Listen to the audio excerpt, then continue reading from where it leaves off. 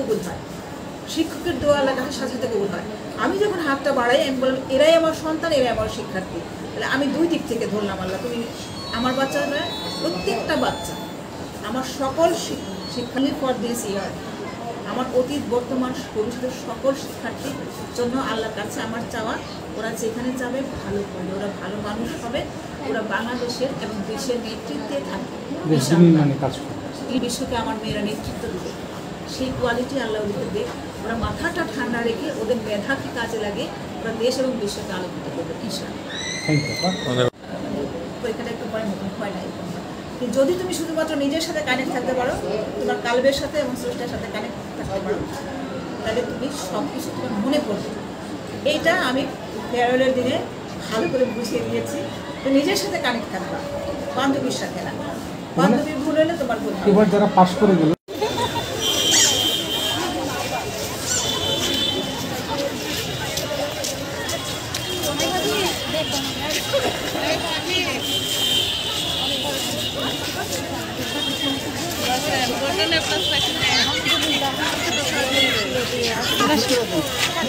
ডোল ডোল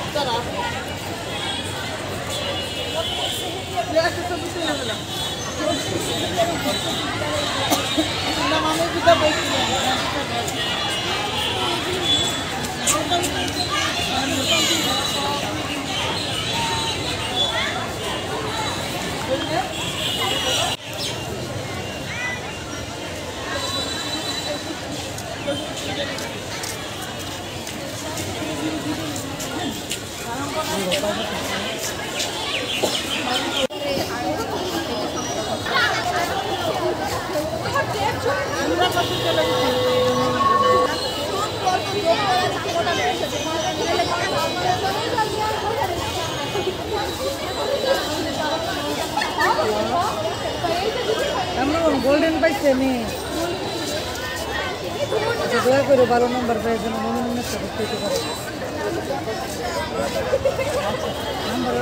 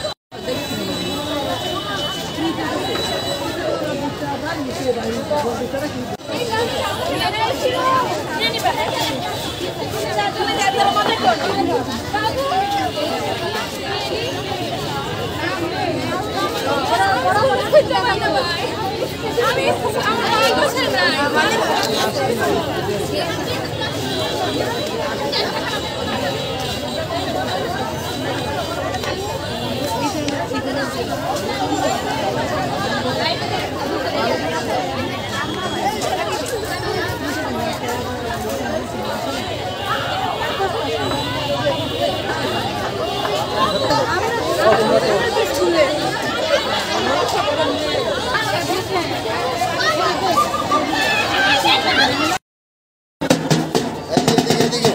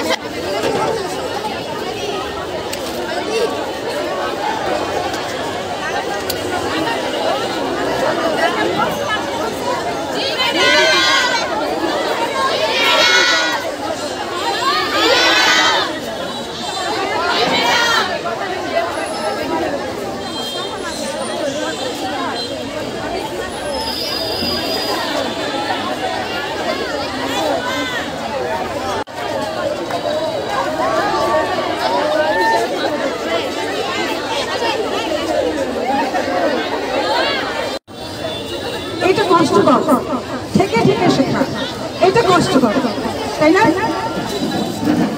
থেকে থেকে শেখা, ঠকে ঠকে শেখা, ক্রমাগত কষ্টকর অভিজ্ঞতার মধ্য দিয়ে শেখা কি কষ্টকর।